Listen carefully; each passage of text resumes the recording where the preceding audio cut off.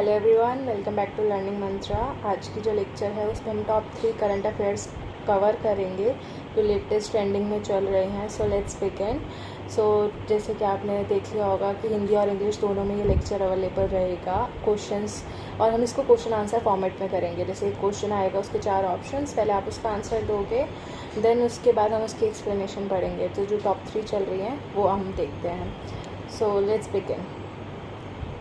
तो जो आज की हमारी पहली न्यूज़ है वो ह्यूमनॉइड पायलट से रिलेटेड है कि अभी रिसेंटली किसी कंट्री ने ह्यूमनॉइड पायलट का इजाद किया है, मतलब इसको बनाया है। और ये आपको स्क्रीन पे दिख रहा है कि एक जो पायलट है ना वो रोबोट होगा और वो रोबोट प्लेन उड़ाएगा। ठीक है, तो अब ये किस कंट्री ने किया है वो देखते हैं। सो क्वेश्चन है, who developed, second, let me take the pen, who developed the world's first humanoid pilot. तो पहला ह्यूमनॉइड पायलट जिसका नाम क्या है, पी बॉट, जैसे रोबोट होता है ना, पी बॉट किसने बनाया है। तो आपके पास आप वीडियो पॉज करके आंसर दे सकते हो। तो मैं बता देती हूँ, ये Korea advance institute of science and technology ने ये पायलट बनाया है। ठीक है, जो कि ह्यूमंस की जगह वो पायलट उड़ाएगा और अभी वर्क इन प्रोग्रेस है।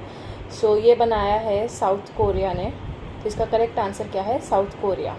ठीक है, साउथ कोरिया ने ये अभी रिसेंटली केस्ट कंपनी ने ये पायलट का डिस्कवरी नहीं बोल सकते, क्या बोल सकते हैं उसको, इजाद किया है। ठीक है, सो इसकी आपको मैंने फ़ोटो भी दिखा दी है। यहाँ पे साइड में फ़ोटो लगी हुई है रेड कलर का, और ये पूरा प्लेन खुद ऑपरेट करेगा। वैसे हिंदी में क्वेश्चन है, हाल ही में दुनिया का पहला ह्यूमनॉइड पायलट पी बॉट किसने विकसित किया है, दक्षिण कोरिया, जापान, कनाडा या ताइवान। तो इसका करेक्ट आंसर क्या था हमारे पास, दक्षिण कोरिया।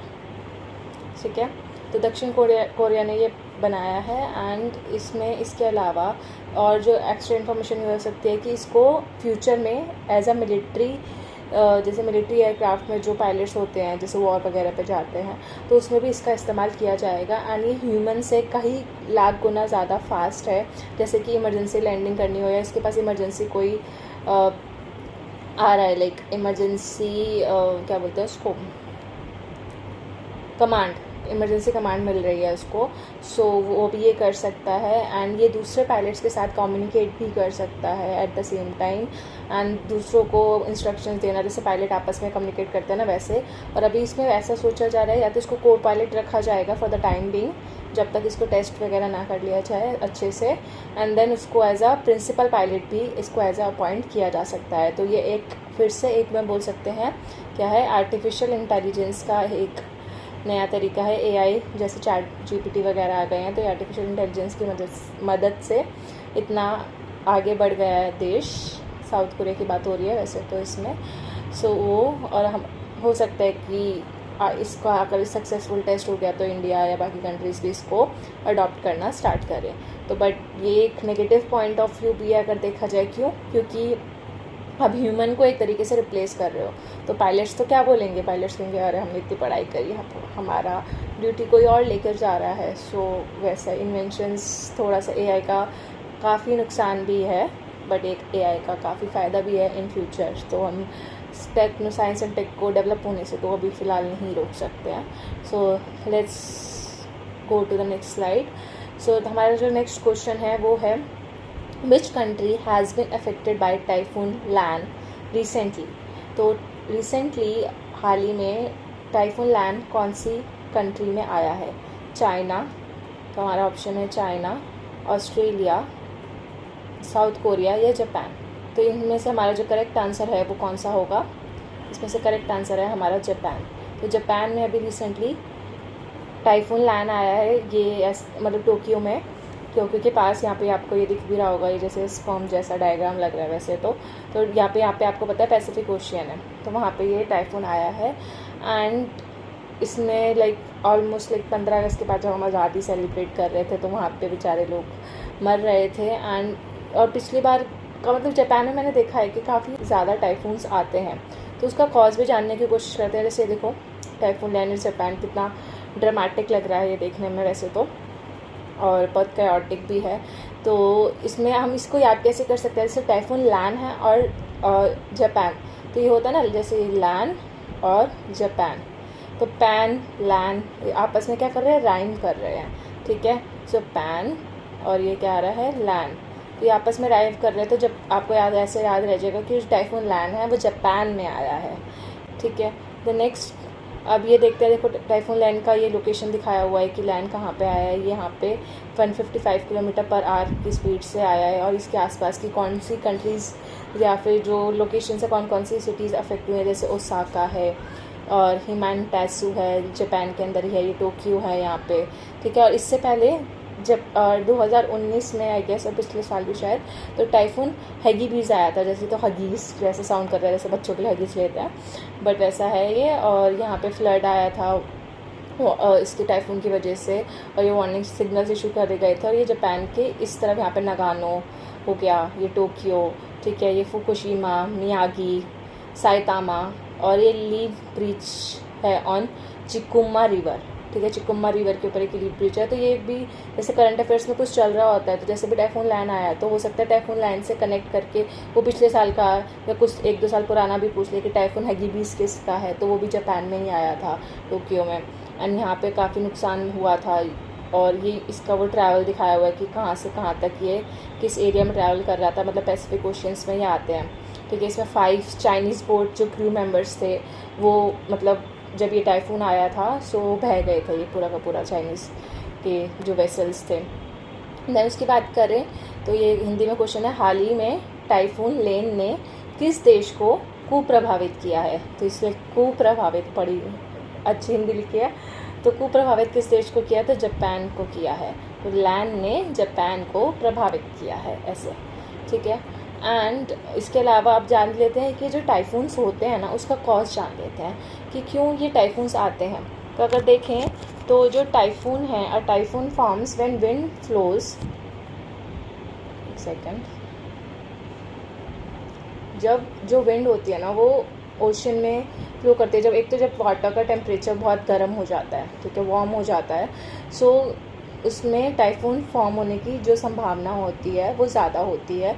इसमें क्या होता है, जब विंड्स जो होती है ना उसमें मॉइस्चर कलेक्ट हो जाता है, जब जैसे पानी गर्म होगा तो ऑब्वियसली वाटर वेपर बन के ऊपर की तरफ जाएगा, ठीक है, तो उसमें मॉइस्चर भी आता है एंड वो राइज करेगा। देन जो कोल्डर एयर है, जो ऊपर ठंडी हवाएं चल रही हैं, वो नीचे की तरफ मूव करेंगी उससे अट्रैक्ट होके, ठीक है। और इससे क्या होगा, एक तरीके का प्रेशर क्रिएट होगा जिसकी वजह से जो विंड्स हैं, मतलब जो हवाएं वहाँ पे चल रही है, एक तो गर्म हवा आ रही है नीचे से, ऊपर से ठंडी हवाएं आ रही हैं, तो जब आपस में कॉन्ट्रैक्ट करेंगी तो वो उस पर प्रेशर बढ़ता जाएगा हवा में, विंड्स में। और जब प्रेशर बहुत ज़्यादा बढ़ेगा तो टाइफून बहुत तेज़ी से ऊपर की तरफ घूमता है, रोटेट करता है, स्पिन करता है और एक आई जैसा स्ट्रक्चर बना देता है। जैसे कि ये जो है आई बनी हुई है, आई वॉल जैसे आपको दिख रहा है, यहाँ पे मैं हाईलाइट कर रही हूँ, तो ये रोटेट करता है और एक सेंटर में, हमको भी पता है टाइफून के बीच में एक आई होती है जिसको हम आई बोलते हैं, और ये आई वॉल होती है उसके चारों तरफ जो ऐसे डायरेक्शंस में घूमती है एंटी क्लॉकवाइज, ठीक है। तो ये क्लॉकवाइज विंड्स आ रही हैं, जैसे नीचे से गर्म हवा आई, इसमें बना हुआ है जैसे डायग्राम में, आई वॉल है ये नीचे और ऊपर आई बन जाती है उसके, एंड देन वो विंड घूमने लग जाती है। और ये इसका एक कॉज ये भी है कि जो कोरेलिस इफेक्ट होता है, कोरेलिस इफेक्ट अगर आपने ज्योग्राफी में पढ़ा होगा तो उसकी वजह से भी टाइफून आने की संभावना बहुत ज़्यादा होती है। तो कोरेलिस इफेक्ट में जैसे अर्थ का जो रोटेशन पे डिपेंड करता है, इसको और डिटेल में आप ज्योग्राफी के काफ़ी चैनल्स है ग्रुप उस पर यूट्यूब पे, उसमें देख सकते हो, या फिर मैंने जो रेफ़र किया था वो नितिन सिंघानिया सर का एक चैनल है, नितिन सिंघानिया नहीं, सॉरी, नितिन सेन गुप्ता करके एक चैनल है, वो ज्योग्राफी के मेरे को बहुत अच्छे टीचर लगते हैं, वो मतलब पूरा एनिमेशन से समझाते हैं, तो उनमें से आप वहाँ पे आप देख सकते हो। और यहाँ पे जो मैं जितना समझा सकती हूँ क्योंकि I am not a geography expert, तो यहाँ पे ये है कि जो ऑब्जेक्ट्स हैं वो डिफ्लेक्ट करते हैं to the left, southern hemisphere में लेफ़्ट की तरफ जाता है और नॉर्दर्न हेमिस्फीयर में राइट की तरफ जाता है। तो एक ऐसे जा रहा है, एक ऐसे जा रहा है, तो जब वो ऐसे ऐसे घूमेंगे ना तो उस कोरेलिस इफेक्ट की वजह से भी एक प्रेशर क्रिएट होता है जिसकी वजह से टाइफून्स आते हैं। देन नेक्स्ट बात करते हैं, हमारा जो टॉप 3 न्यूज़ पढ़ने वाले थे, तो टॉप 2 न्यूज़ हो चुकी हैं। टॉप 3 जो न्यूज़ है, हमारी 3rd न्यूज़ है वो है ब्लैक डेथ। तो ब्लैक डेथ क्या होती है, तो आपको बात गंदा सा अजीब सा पिक्चर दिख रहा होगा कि उसके जो गर्दन है उस पर निशान पड़ जाते हैं, ठीक है, तो वैसा वाला। एंड सिम्टम्स पहले देख लेते हैं, बुबोनिक प्लेग भी बोलते हैं इसको, जिससे रिलेटेड अभी हम क्वेश्चन करेंगे बाद में। तो इसके क्या क्या सिम्टम्स होते हैं, पहले तो पूरा जो सिस्टम है वो ख़राब हो जाता है। तो सिस्टम यानी कि यहाँ पे फीवर आ जाता है जब ये पहला सिम्टम है। अब हम सिम्टम क्यों पढ़ रहे हैं, ये तो ऐसा थोड़ी है कि हमें हो जाएगा तो हमें सिम्टम पता होना चाहिए, बट हाँ एग्ज़ाम पॉइंट ऑफ व्यू से हमें पता होना चाहिए। देन सेंट्रल की बात करें, जो सेंट्रल नर्वस सिस्टम होता है वहाँ पे क्या सिम्टम्स होते हैं, एक तो हेडेक होता है, मलाइस होता है, लिम्फ नोड्स जो यहाँ पे गर्दन के पास होती हैं, जैसे यहाँ पे पॉइंट आउट भी कर रखा है इसमें, अरे ये क्या कर दिया मैंने, उसके लिप्स पे कर दिया।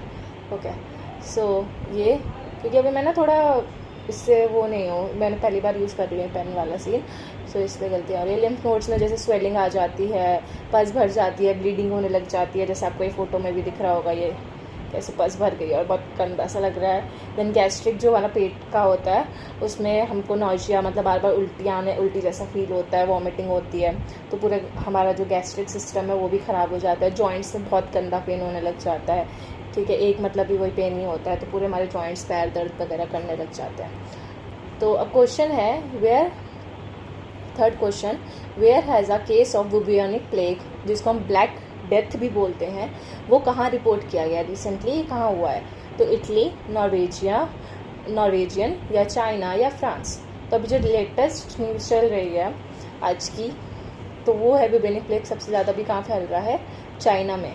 तो इसका करेक्ट आंसर क्या है, चाइना।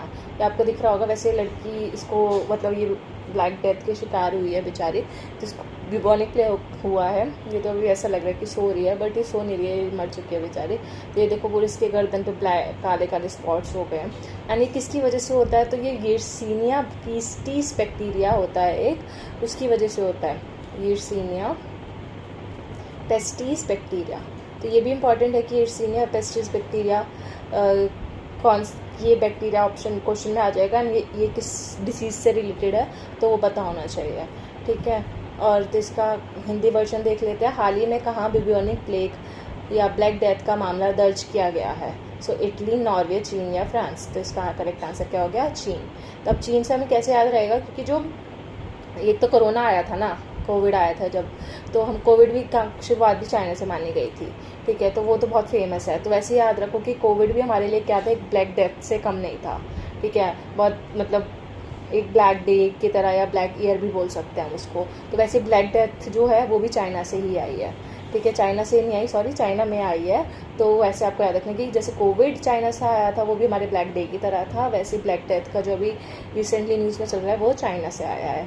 सो ये हमारे हो गए आज के 3 क्वेश्चन। और इसके अलावा बोनस फैक्ट में हम ये याद कर सकते हैं कि जो ब्लैक डेथ है वो किन किन चीज़ों की वजह से होती है। एक तो जो रैट्स हैं, ठीक है, माइस हो गया, रैबिट हो गया, इन सब के जब मतलब बहुत वो हो जाता है, क्या बोलते हैं इसको, इन्फेक्शन फैलने लगता है इनकी वजह से, क्योंकि जब रैट्स बहुत बीमार या फिर बहुत गंद फैलाने लगते हैं, सो उसकी वजह से होता है। पहले के टाइम पे बहुत ज़्यादा होता था, अब दोबारा से ये चीज़ देखने को मिली है।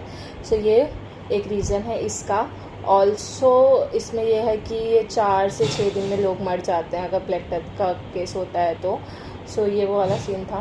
एंड सो आज की वीडियो हम यही रखते हैं। Thank you so much for today. Subscribe the channel अगर आपको अच्छा लग रहा है information, do like it and share it तो अपने फ्रेंड्स वगैरह के साथ ये इन्फॉर्मेशन शेयर करना अगर मेरी ट्रिक्स भी अच्छी लग रही हैं तो। और बाकी कमेंट बिलो कि अगर आपको कौन सा ट्रिक अच्छा लगा और कौन सा नहीं, या फिर कौन सा वीडियोस आना चाहिए। एंड हाँ, हम जल्दी ही वापस स्टूडियो पे जाके ये ऐसे वीडियोस बनाएंगे स्पेशली यूजीसी नेट वगैरह से रिलेटेड, बट अभी के लिए टाइम बीइंग अभी हम थोड़ा थोड़ा वीडियोस ही बनाएंगे। और बाकी पीएचडी एंट्रेंस का मैं सोच रही हूँ जल्दी ही कि प्रीवियस ईयर क्वेश्चन प्रैक्टिस कराऊंगी, क्योंकि पीएचडी एंट्रेंस आने वाला है। और पॉलिटिकल साइंस से रिलेटेड जितने चैप्टर्स हो सकेंगे उसकी पीपीटी तैयार करके या तो मैं से पढ़ लेंगे अगर, लेकिन जल्दी बोर्ड ठीक हो जाएगा स्टूडियो में जाके फिर आपको मैं वहाँ पे बहुत सारा पब्लिक एडमिनिस्ट्रेशन या बाकी चीज़ें करा दूँगी, ठीक है। So thank you so much for today. मिलते हैं नेक्स्ट लेक्चर में, तब तक के लिए स्टे ट्यून्ड।